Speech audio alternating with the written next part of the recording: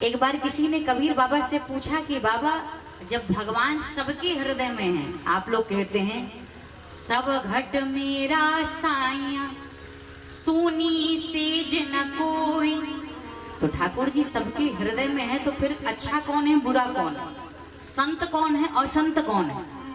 जब सबके हृदय में एक तरह से भगवान बैठा है तो फिर पता कैसे लगेगा कौन संत है और कौन असंत है? तो एक बड़ी सुंदर घटना इस विषय पर आती है। कहते हैं सबके हृदय में वो अखिल ब्रह्मांड नायक पारसमणि के रूप में बैठा हुआ है, लेकिन फिर भी कोई कोई उसको समझ करके अद्भुत कार्य करता है, अच्छे कार्य की ओर चलता है, और किसी को तो उससे मतलब ही नहीं। लेकिन ठाकुर जी सबके हृदय में है तो सबको अच्छा बनाना चाहिए, कोई बुरे क्यों बन जाता है?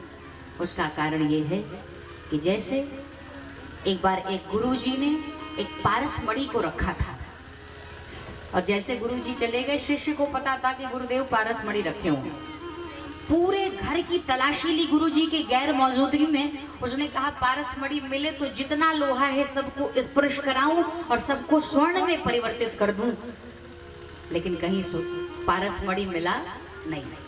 और बाद में गुरुजी आए, गुरुजी समझ गए कि ये शिष्य पारसमणि ढूंढ रहा था। तो गुरुदेव ने कहा शिष्य से कि क्या तू पारसमणि ढूंढ रहा था?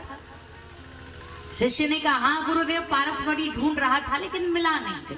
तो गुरुदेव ने एक छोटा सा लोहा का, देखो लोहे की डिब्बी निकाली और कहा ये लो, इसके अंदर पारसमणि है। शिष्य ने कहा अरे ना गुरुदेव, इसके अंदर पारसमणि नहीं हो सकती, क्योंकि इसके अंदर यदि पारसमणि होती तो ये तो लोहे का डिब्बा है, इसको तो पहले ही सोना बन जाना चाहिए था। अगर पारसमणि होती तो ये लोहा का लोहा कैसे रह गया? तो गुरुदेव ने डिब्बे को खोल के दिखाया और पारसमणि के ऊपर एक कपड़ा लपेटा था, एक आवरण लगा हुआ था। गुरुदेव ने कहा दरअसल इस मणि के ऊपर हमने आवरण लगा दिया था, या जिस दिन ये आवरण हटेगा तब जाकर ये लोहा स्वर्ण के रूप में परिवर्तित होगा। और भाव आप समझ गए होंगे कि हृदय में बैठा भगवान है, लेकिन ये जो काम क्रोध लोभ मद मोह ईर्ष्या न जाने क्या क्या भरा पड़ा है, यही तो वो आवरण है हमारे जीवन में, जो हमारे अंतःकरण में बैठे ईश्वर का साक्षात्कार हमें नहीं होने देता।